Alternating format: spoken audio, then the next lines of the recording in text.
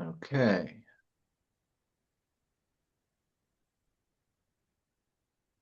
Okay. And now, just want to introduce myself, take a minute to kind of orient everybody. I know some of you folks I've met before. My name's Kent Embry.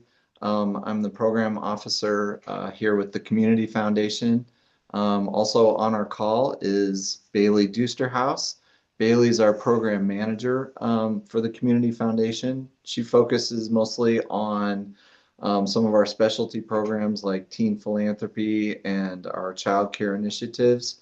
And then I focus mostly on our larger programs like the community grant program. So I'm going to just take a minute here and share my screen so you can see the slides that we prepared for this presentation. And I don't use Zoom every day, so just bear with me, but we'll get it going.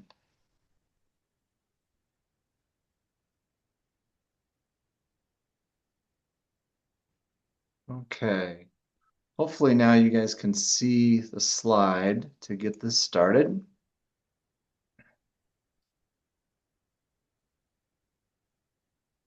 And what I'm going to be talking about today is our community grant program.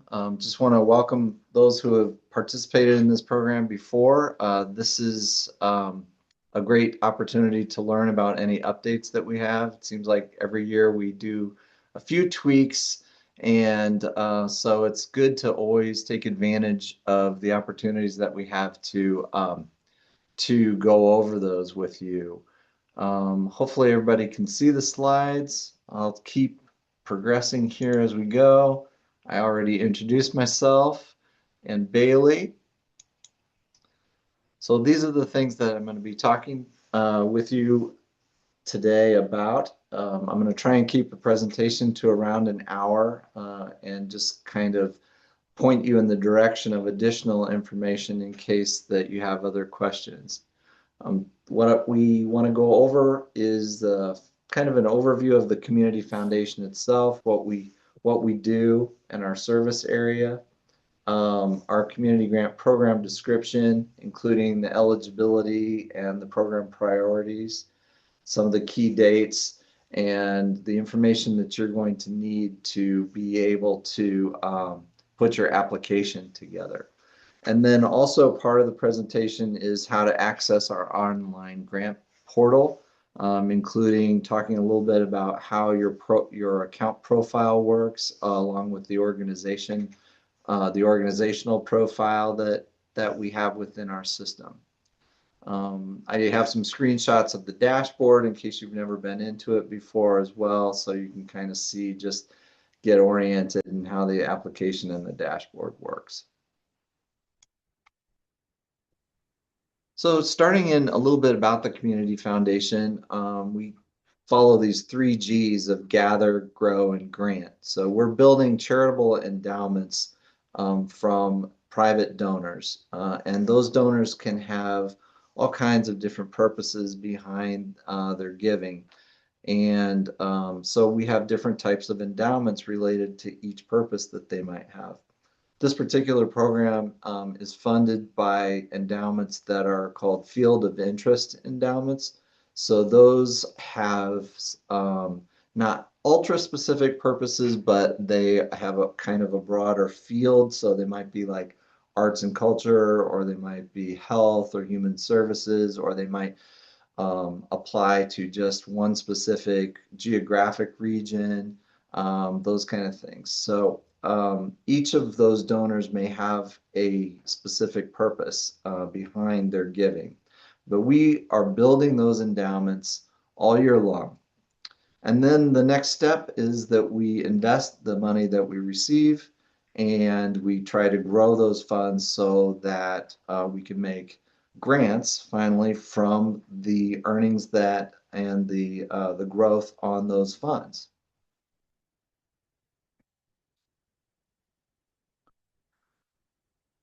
As I mentioned before, each grant demonstrates a donor's charitable goal and their legacy. So, some donors have created memorial funds. There's over 60 endowed funds, and some have all kinds of fields of interest. So each donor, though, has a very specific reason for giving, and some are broad and some are very specific.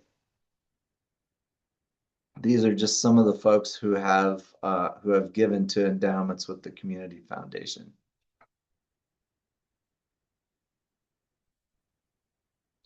Before I go any farther, too, I want to also just encourage you, if you have questions, Bailey's going to be kind of monitoring our chat. Hopefully that's active.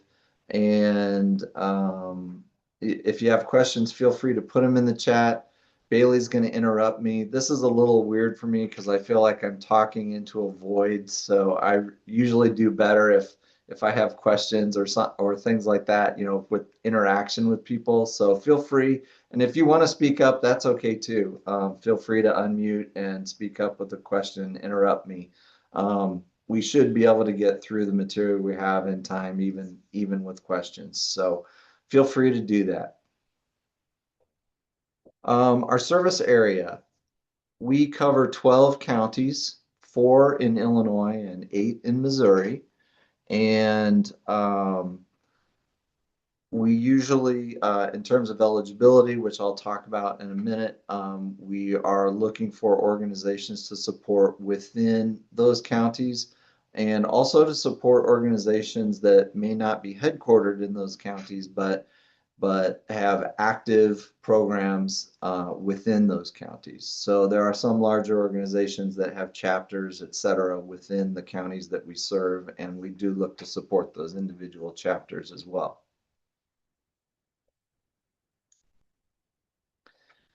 I'm going to talk quite a bit here about eligibility. We often have people applying who are considered nonprofit organizations, but there are really 3 types of organizations that are eligible for this program and for community foundation grants in total. Because we are a 501c3 nonprofit charity, we can really only make grants for projects and organizations that are considered charitable by the IRS. So we can make grants to organizations that are also 501c3, but we can't always make grants to organizations that do not fall within that specific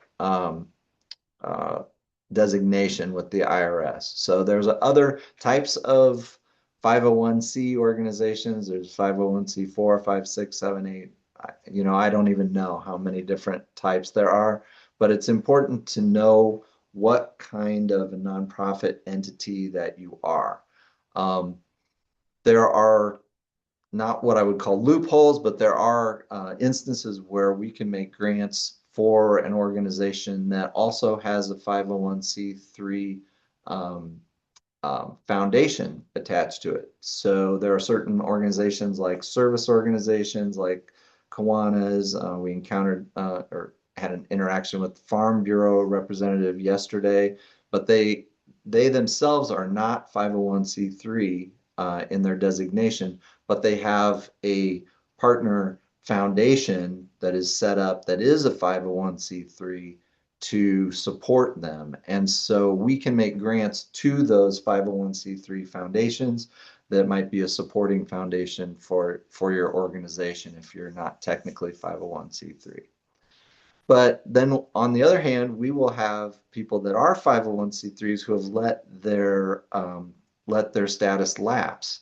And it's really important if you're 501c3 that you fill out your 990 tax return every year, because if you go for 3 years without filing that tax return, the IRS will put your status in jeopardy.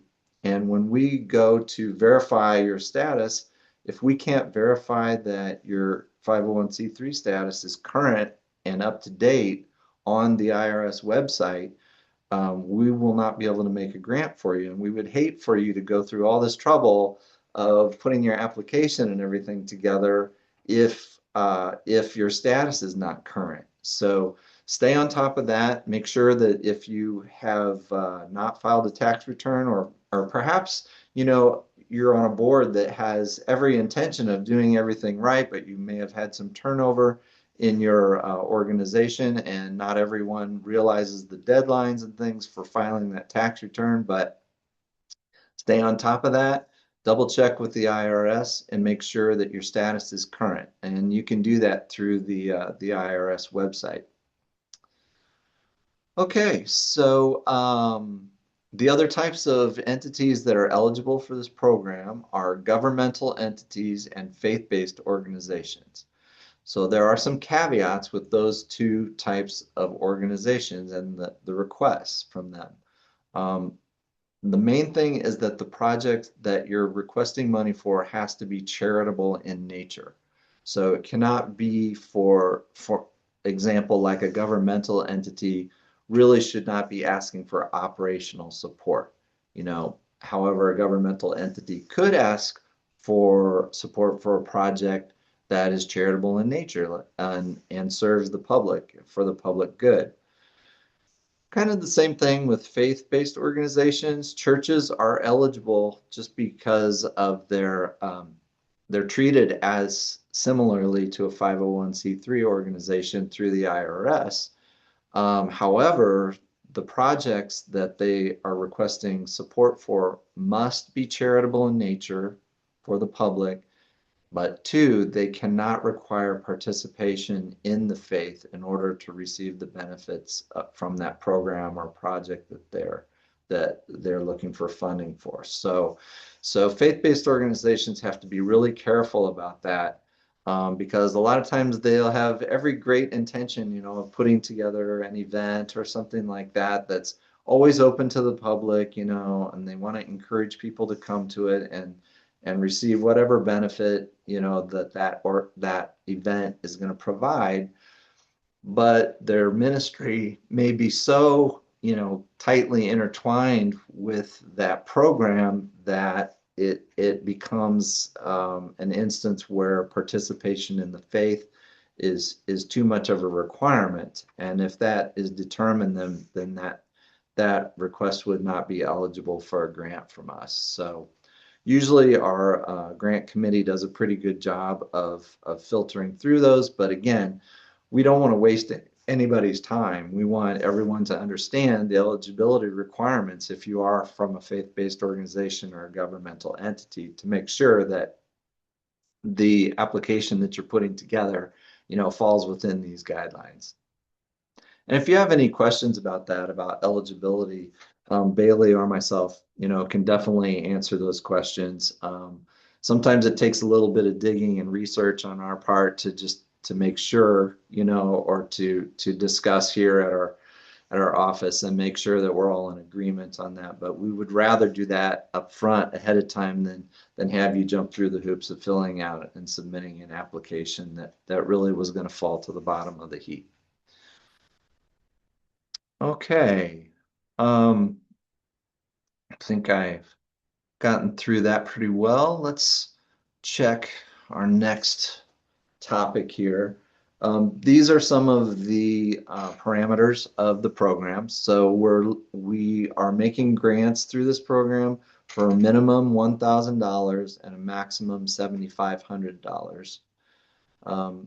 Starting last year, we're only accepting one application per organization. There's some reasoning behind that. I don't know that affects everybody on our call here, but the reasoning behind that is that prior to last year, we did not have a policy regarding number of applications that an organization could submit.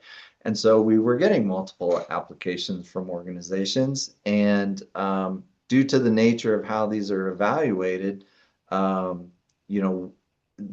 grant committee does not know which of those is the highest priority for your organizations, and sometimes they might award a grant to one of your lower priority requests, and so you end up cannibalizing your other requests by having too many applications in the system at one time. So we decided that really wasn't a fair way to approach approach the program, and it just led to situations that were not really productive or beneficial to grantees in general. So that's why we've decided that fits it fits the program better to just allow one application per organization. And it also helps us work with the budgeted money that we have better. There are opportunities for you to submit other requests. So what we've done for those organizations that have multiple programs is we've opened up another process called our Book of Opportunities process. Everyone that submits an application for a community grant will automatically get published into the Book of Opportunities. So you don't have to submit again in another process or put another application together. But if you have multiple projects, that's an opportunity for you to put, I think, up to 3 additional requests in place.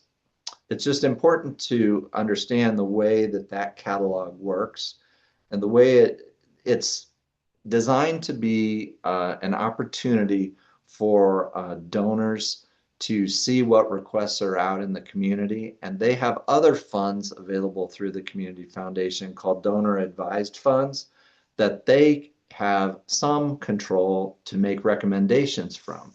So you put those requests into that Book of Opportunities catalog, and we put that catalog in front of donors who have the opportunity to add additional dollars into your request. So none of those are guaranteed, of course, but at least it's a way for us to communicate the community needs to other donors.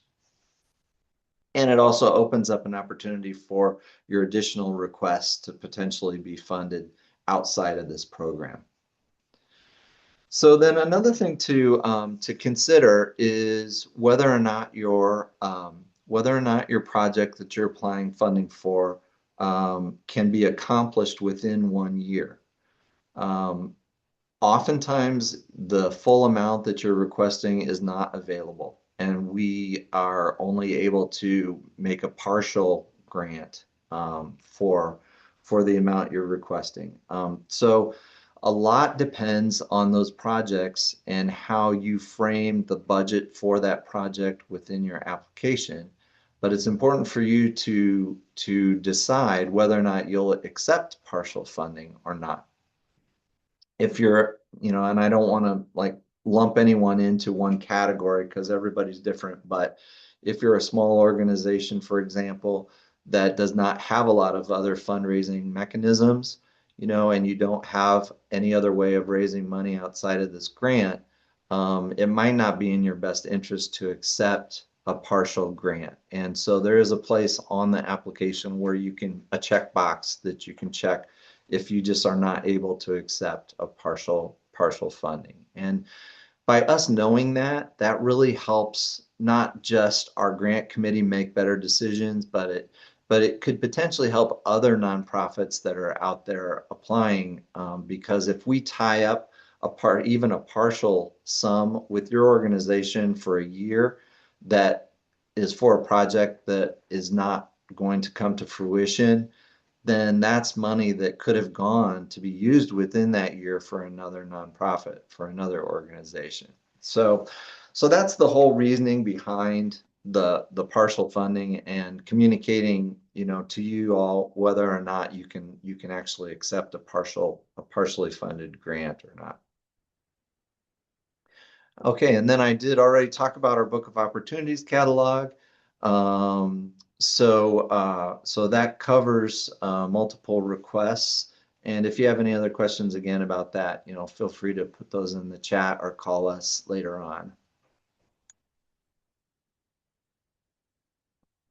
We have several pillars that we support that we're looking for grants to or organizations that serve within these areas. We have arts and culture, education, youth development, health, human services, and just general community betterment. And we have also tailored our grant committee around these areas. So last year, we developed focus teams for each of these areas. So it's important for you to consider which of those pillars your request falls within. And something I should probably clarify is the education field versus any other field. Education, that focus area is usually reserved for schools and formal institutions. So even though you may have an educational program, it's probably better not to put your request under the education area unless you are an institution like a public school or even a private school. I think health is very similar to education in that respect, and that we usually try to reserve the health designation for, a hospital or clinic or those types of institutions. So, there's always gray areas, and sometimes we categorize requests, differently than how you probably would internally, and that's okay. It's not an end of the world situation or a deal breaker of any kind. The other thing to consider is what type of request that you're making, whether it is for a specific project or program, or whether it is for general operating support.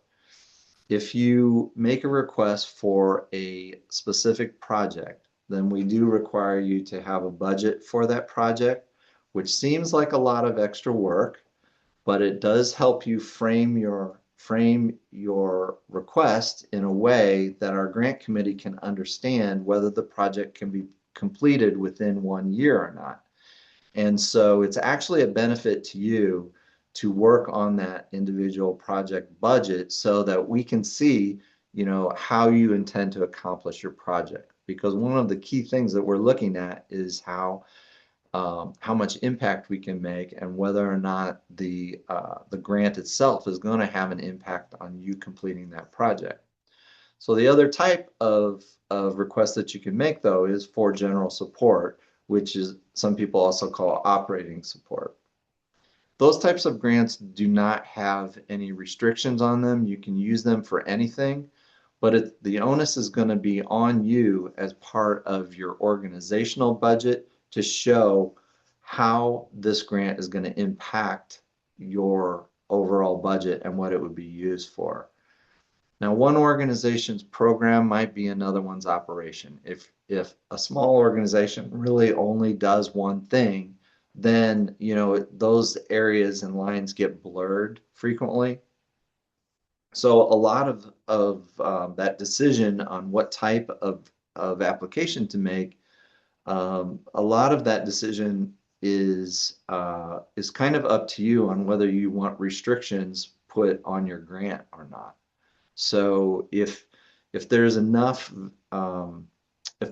reasoning or maybe questions in your mind as to exactly how that money is going to be spent, you just know it will be spent in some way on your operation, then you could apply for a general support grant. Otherwise, the grant would be restricted to the project as you frame it in your application. Okay, I'm going to talk a little bit about the program priorities. These are the areas that we are publishing out in the program description, and they're also the areas that we are advising our grant committee to strongly consider as they evaluate your applications. So the first one is helping organizations respond to defined needs or opportunities. So in your application, you're going to be asked to define the need or opportunity that you're addressing. Another priority is to encourage community collaborations. So one of the evaluation points is whether or not you are collaborating with another organization to accomplish a project.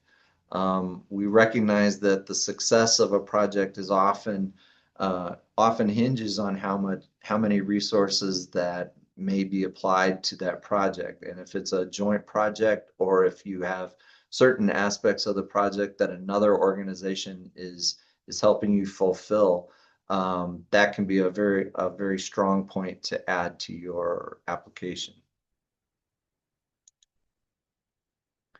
Also, reaching a significant number of community members or specific groups of underserved members um, is a strong point. So, for example, if you were to have a program that only affects 5 people versus a program that affects 5,000 people, um, that is going to be a weaker position to put yourself in. So we're looking for programs that serve a significant number of people, or a significant number of people within an underserved community. And that's kind of a vague way of looking at things. We recognize that. But that really can be addressed via your narrative, to explain how that group is underserved in the community, as part of the need that you are defining.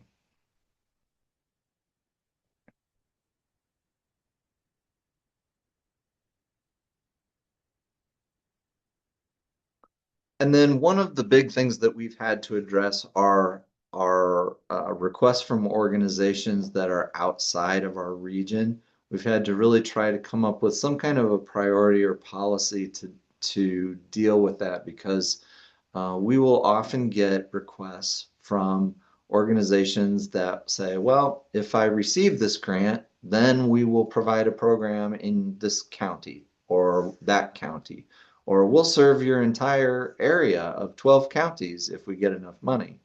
And that is just too speculative a position to take. So what we're doing is we're going to prioritize grants that are either physically located within our service area, or have demonstrated active services that benefit residents within our service area. So the more that you can describe, the benefits within our geographic service area, the stronger your application will be.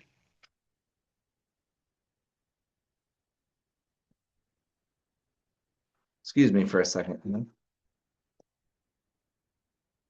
talking a little bit too much. Um, let's see. So making a significant impact on the success of the overall project is one of our priorities as well. So you have to look at the size of the grant in relation to your total project budget. So if your project, and I'm just going to throw out some numbers, they may or may not be realistic, but if your project is a $200,000 project, and we apply, or maybe we're only able to apply $1,000 to it, or $2,500 to it, even though we consider your project rated very highly and ranked very highly. This is going to be a problem, because it's going to reduce the impact that you would have on the success of your project. Now, every situation is different. You might be in a situation with timing where you've got almost everything you need to complete the project except for this grant. And that's okay. We can't tell you not to apply for something like that. But overall, in general, what we want to see are requests that where receipt of this grant is going to really significantly impact your ability to succeed with the project. There's a whole issue of scale here as well, and timing. I'm not sure if this is one of my next slides or not. I've got some dates on the next slide, but I might as well talk now about the time frame. These grants are designed and required to be used within 1 year of receipt. So if you have a project that's a multi-year project, but this would have an impact on what you can do within 1 year, then you need to frame your request and your budget project budget so that it shows exactly how much you intend to spend and accomplish within 1 year. If you put the entire budget for your 5 year project in your application, we are not going to understand how much impact that this grant will have on that large scale project. So you need to consider how you're going to frame your request so that it fits within the parameters and the intention of this program with the idea that it's going to be used within 1 year and that you'll be able to report back within 1 year on how the money was spent.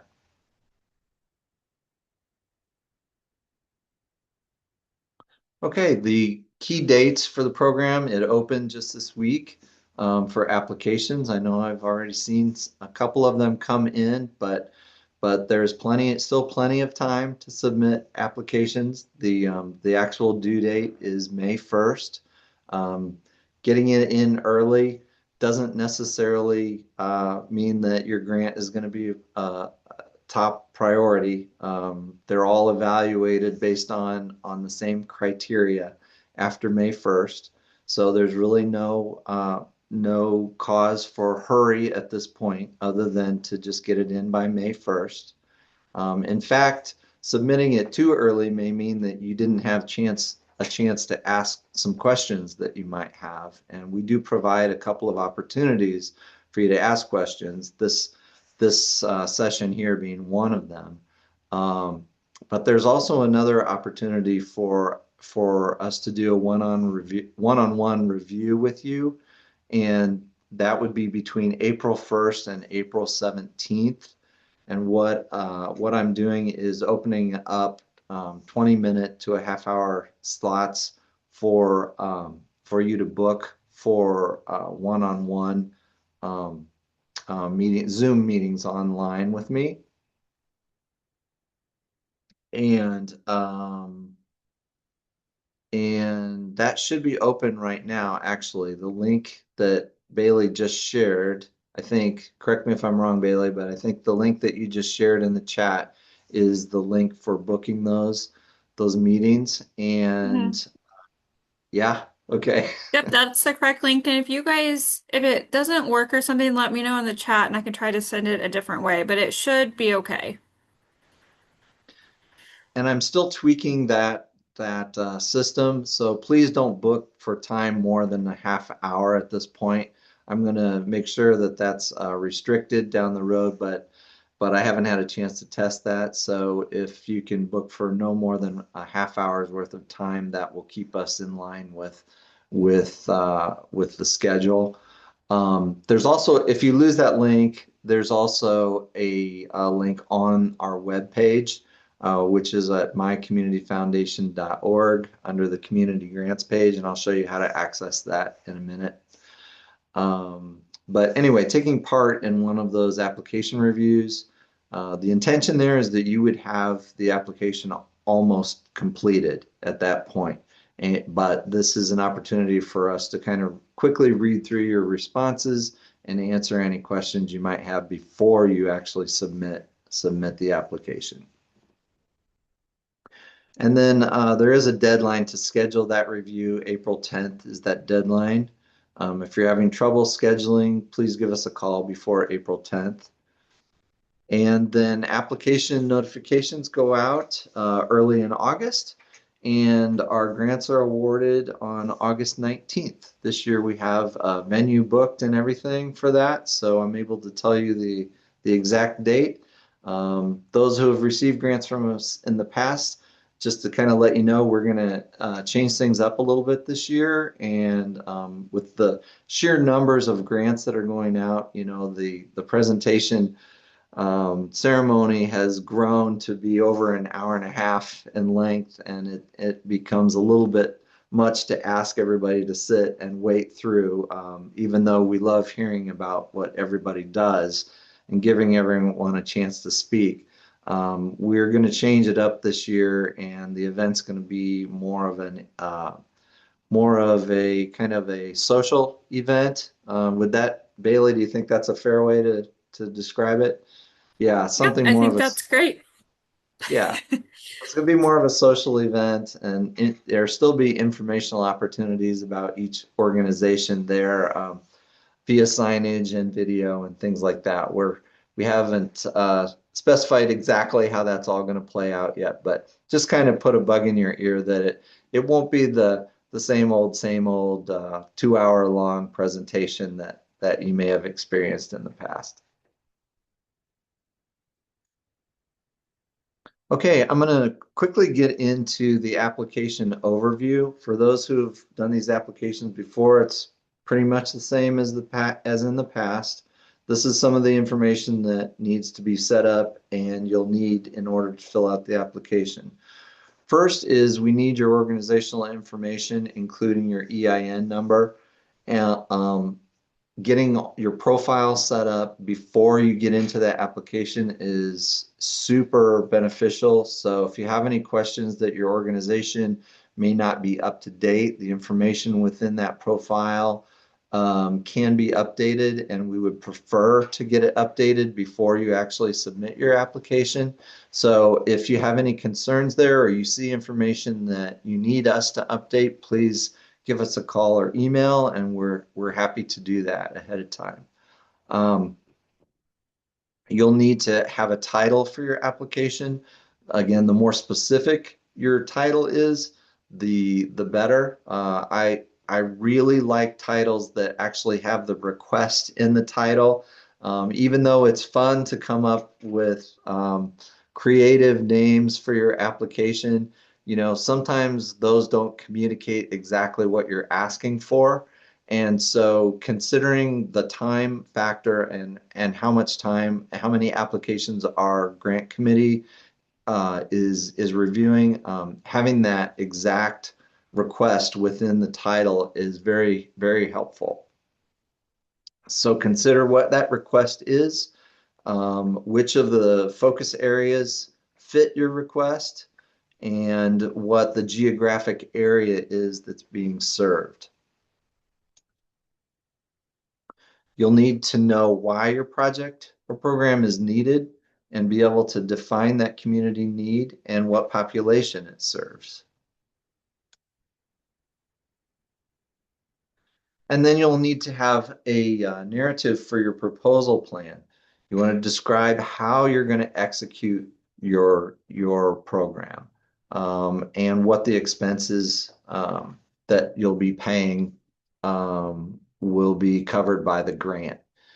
Then also the timing of your activities, when you plan on carrying out your program, and whether or not you're collaborating with other organizations. Also, it's really helpful for us to know which key staff members or volunteers are going to conduct the activities. So, if one of the factors in you executing your program is recruitment of a lot of volunteers, describing that and the process that you go through and who will be actually executing the program is really helpful for a grant committee to understand understand your program and how you're doing it, how you're executing it.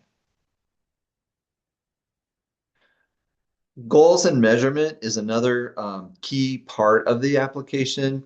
So knowing exactly what you're trying to accomplish. If this is a program that you execute every year, maybe you served 25 people last year and your goal is to scale the program up to be able to serve 30 or 40 people this year.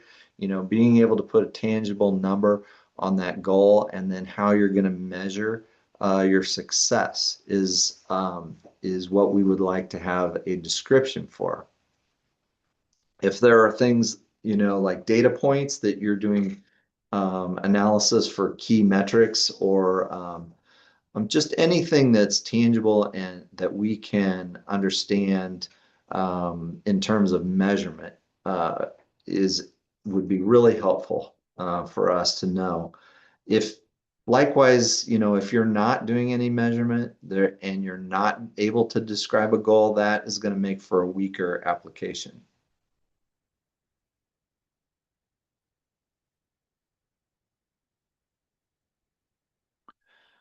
This is always a fun thing to talk about, and that's the financial side and of the documentation that you need to be able to provide.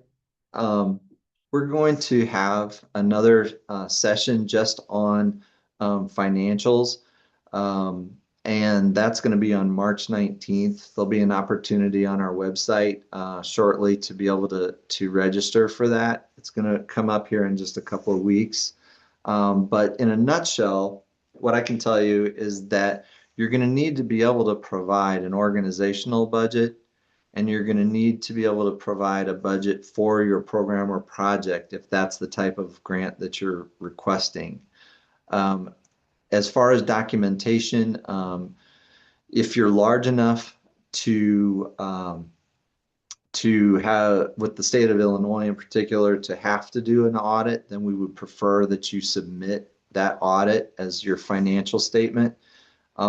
If you're not large enough to have an audit required, then a financial statement from your most recently completed fiscal year, preferably that has been viewed and approved by your board at a board meeting, would be the next best financial statement to provide.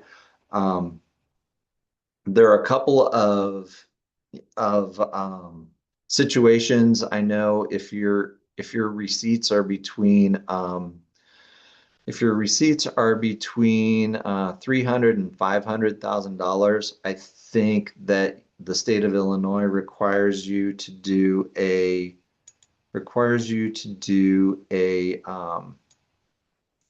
I think it's not an independent audit, but it is a independent financial statement through an accountant that should be submitted to the state. And that would be the same document that we would prefer that you provide to us.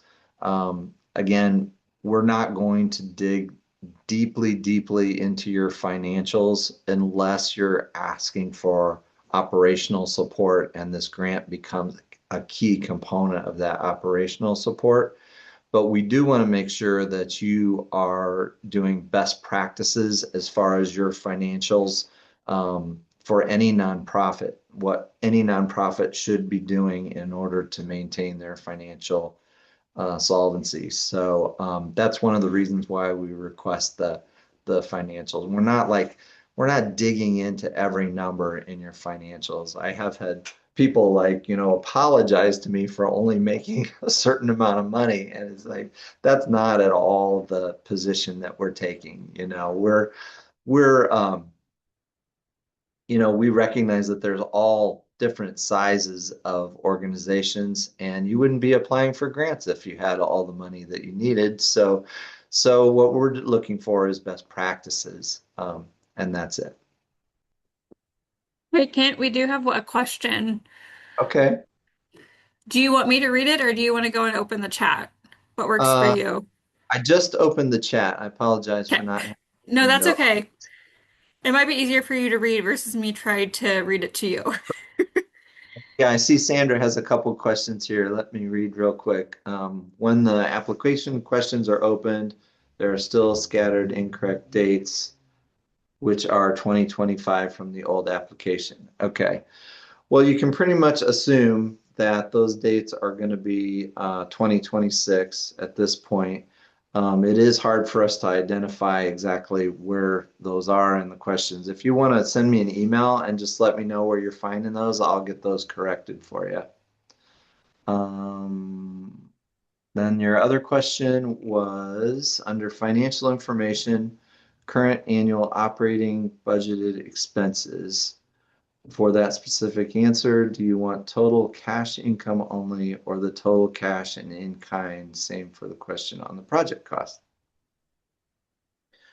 Um, well, I think that would be the total.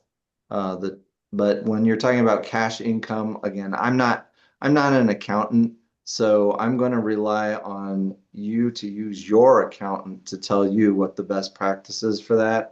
That's probably not the answer that you're looking for, but Can I just clarify? yeah, I'm sorry, this is Sandra. yeah, So, I mean, you get the whole I mean, I have attached the whole operating budget and the whole project budget, and that will define which are in kind or cash. But here, they're just asking for one number. And so I don't want people to feel like, I mean, I don't know what they want that number to be. Do they want that number to be what we really have to get specifically money from somebody, you, another foundation, donors, and not include in kind from volunteers, because that would make a difference on how big that number is. So some organizations will do in kind. How they, how different organizations track that in kind income is different um, from organization to organization. So there's not one number that we're looking for. It's how you keep track of it within your organization. That's all we're looking for. So it could be either or. We're not defining that for you. If you track in kind income and expenses, then it would be included in that number in your budget.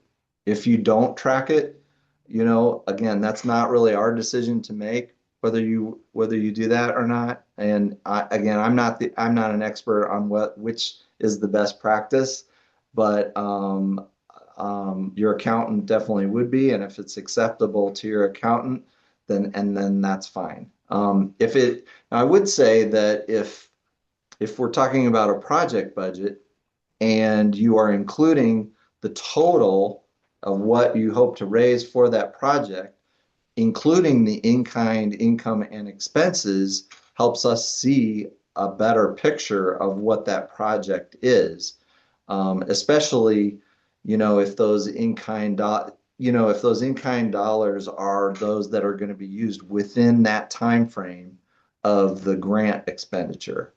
And I hope that makes sense, but it's more of something, a way of communicating like the overall project to an evaluator who doesn't on our grant committee who doesn't necessarily know anything at all about your organization and what you do.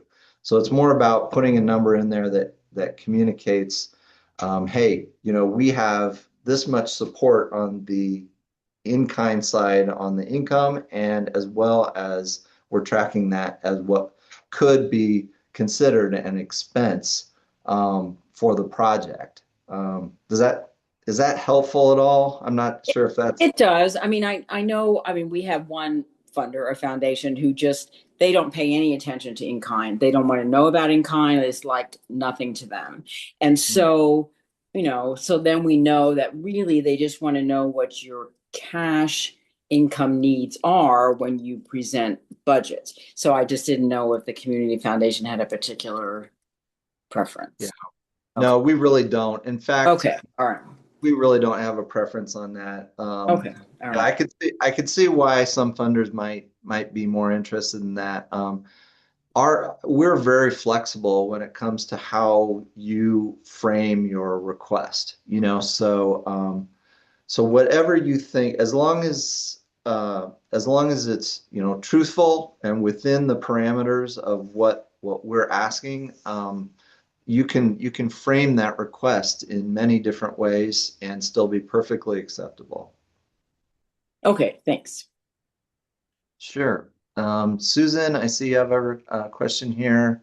I think we've discussed this in the past. We serve multiple counties in the service area.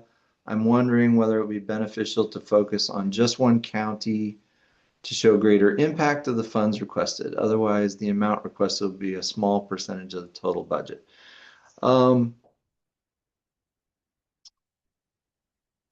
Is that clear Again, enough? Sorry. go ahead, Susan. Yeah. No, I just didn't know if I was clear enough. I'm trying to type basically. Yeah. Yeah, you are, but unfortunately, what you're asking me to do is to interpret how our grant committee is going to respond to that, and that is something that's unpredictable. They've That was never going to be really. my response as well, I think, and I think every year is different too, based on other requests that we get. So that's, I see where you're coming from, but I agree that's kind of a hard question for us to answer. it's the nature of a competitive program, that operates year to year with different committee members. And so we try to set our priorities out there, but in all fairness, that's why we have a committee, is to get their opinions on things, and their opinions can change from one year to the next, depending on what's happening in the world, what's happening within the communities, various factors that they're familiar with within those communities. So those things are changing all the time. It is possible, to frame it just for one county and to show a greater impact. I can't deny that. That's true. You could frame your budget and your application so that it fits, so that I can't remember which county you're in. Are you in Missouri? Yes. And Yeah. so I think we serve most of the ones that are in your service. I think you have 8 counties, is it? I can't remember. Yeah. But I think because some of our other funders also only want to focus on a specific county in the regions we serve. So, we have to do that for other funders too, to fit their priority, because maybe they only serve that one county. So, Yeah. yeah. And that could be a part of your narrative as well. If Mhm. your overall big picture, shows funding from other that are specific to the other counties that you're serving in, there's no reason why you can't describe that as part of your narrative, and and dial in on that one county that you don't have as much support for. That Yeah. could strengthen that application for sure. If I were in your situation, that's probably what I would do. But with the caveat that I would make sure that I described how much service you were providing to these other counties that were still part of the overall big picture. Right. And I'll just put an asterisk there and say Kent said that I should do that. I got it. Yeah. Thank you. I appreciate it.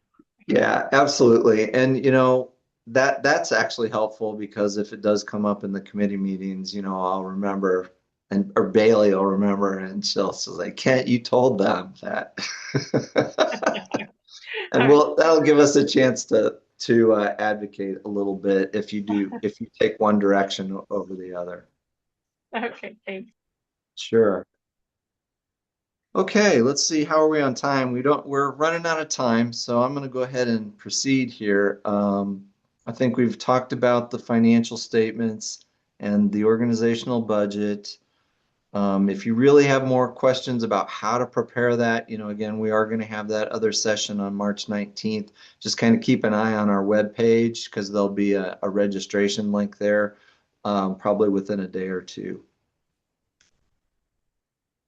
Okay, let's get in to how to apply. This is the website. If you haven't been there before, mycommunityfoundation.org. The page is called Community-Grants, and you access it under this nonprofits menu here. It comes up as a pop-up in that tab. So the Community Grants page, and that's how you get at it. You want to be sure to first look for the program description, which is on this button right here, and there's a PDF file you can download and read.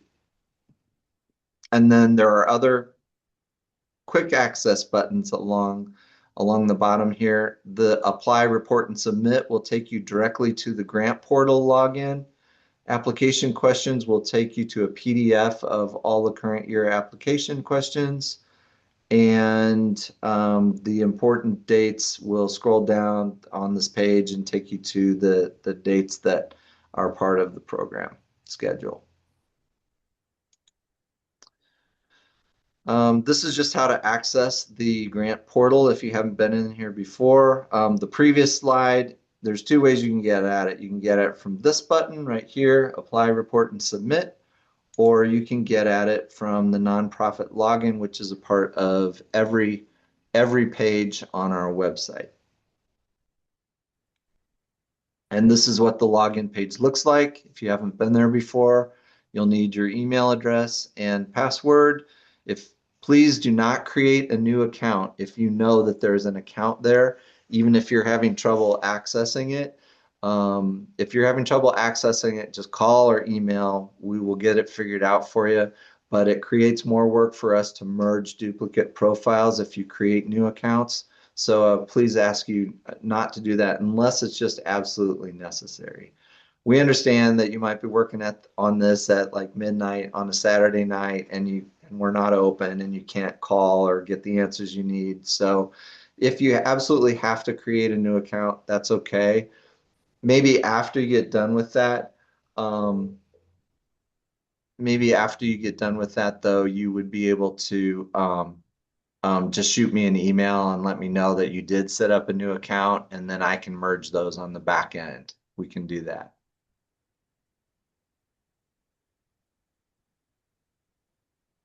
Okay, so you would log in there. I think this is what I just described, actually. If you forgot your password, there is that link, forgot your password to reset it.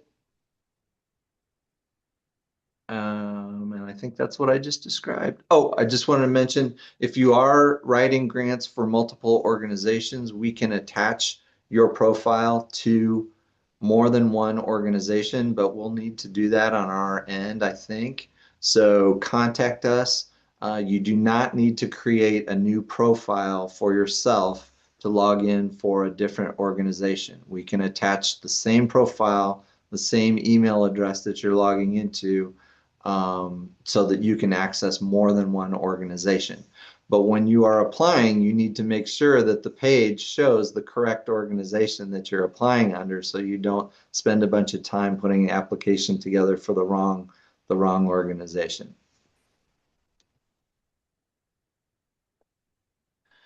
And if you do need to make minor edits to your profile, you can click on, I think, click on this little icon up here, and it will pop down with an option to edit your profile. So if you need to update things like phone number and mailing address, or even a name or something like that, you can do that there. You might also pay attention to this layout. If you have worked with this portal before, you'll see that the layout is quite a bit different than it has been in the past. This is the main dashboard that you can access under this little house icon here. And that's because there's been a pretty major update to our software through our provider. And so everything that was there is still there. It's just kind of provides it in a cleaner layout for you to look at. But you might take a little bit of time to just familiarize yourself with that. Hey, Kent, there's a really quick question, and I can't remember what Oh, I know I usually do the county endowments, but I think I don't remember which one. I know the committee sees it first, but I don't it's know which is which. I don't remember. I'm sorry. It's yeah. once a year, and so Oh, it's that's left my okay. brain. Yeah, for those who aren't following, Sandra asked, is our application given first to the county endowments or does it go first to the major committee? It's all part of the same process. Hmm. We do ask our county councils to give us their opinions first, so that we know which ones they are supporting. That does not exclude um, that does not exclude that you might be funded by our main grant committee, though. So, but we do tend to look at those first, and it's usually just to make sure that we are budgeting correctly, because we want to make sure that we know what money is available from those county fund endowments, before we start distributing, like, for example, unrestricted money into a grant application, because the unrestricted dollars that we apply to this program are so valuable because they can be applied to anything, as opposed to our field of interest funds that are specific. So we do ask the county funds or the county councils to look at those, because they are our boots on the ground people and within those counties. So we do try to see which ones they would support first. Okay, thanks. Sure. Okay, and then once you hit the apply tab here, you're going to see a much different layout for the opportunities that are available. It used to be kind of an endless scrolling that you had to do for every single process that was open. And and now each one is just summarized in kind of a block format. So all the processes that we currently have open will show on this screen. The ones obviously that you would want to be looking at would be the community grants program and the potentially the book of opportunities catalog. And you can get right to the application just by clicking the apply button on either one of those. We have occasionally had people think that they were in the community grants program when they were in the book of opportunities. So be really conscious that that when you do click apply, that you're under the process that you think that you intend to be under. Because otherwise you'll end up doing a bunch of work in the wrong process and you'll have to abandon that application and it just gets much messier. Okay, and then the application itself, I'm just showing you the top half of the application. Once you start scrolling down, of course, you'll see the questions for the application, but something to kind of eyeball here is to make sure that you're in the correct process, which is will show right here which process you're applying for. And then also to make sure that all your applicant and organization information is correct at this point because it would really be beneficial if you get into the application, for example, and finish the application and submit it, you're probably not going to go back and correct this information. And so it would be best to look at this first and get this all in order before you actually submit an application. So double check this stuff here before you get in too deep.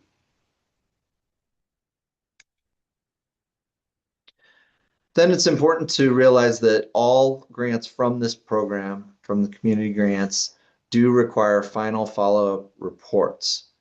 If you are not going to be applying for a following cycle, you have a little bit of extra time to do the report. But if you are going to apply for the 2027 program, you would need to have a grant from this year's program turned in by June 1st. So there's really just two dates we're looking at, and that's to adhere to our policy of getting these grants spent within a year. So we give you the full year if you're not applying for the next year, but if you are applying in 2027 again, then we have to have that report in time to determine that you're eligible because otherwise we could have a grant that was not even spent that's being considered for another grant from the same organization. And so we have to verify all that in time before we approve subsequent grants. So just bear in mind June 1st or August 1st, those two dates. Okay, and have almost kept us to an hour here. We're about 4 minutes over, but I just wanted to give my contact information here for those who don't have it, but you can absolutely reach out anytime. I'm happy to answer questions. Bailey's happy to answer questions. I really want to thank you guys for taking your lunch hour and signing on here. I really hope it's helpful, and we do really appreciate your input.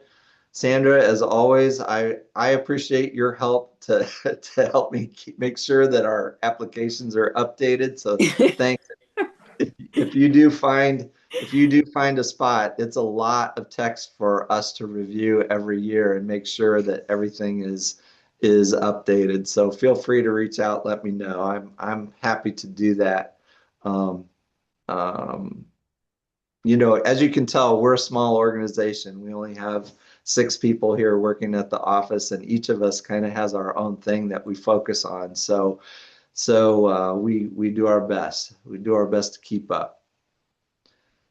So with that, I'll sign off. And if you have any further questions, feel free to reach out over phone or email. Thank you so much. You're welcome. Thanks, everybody. Have a good day.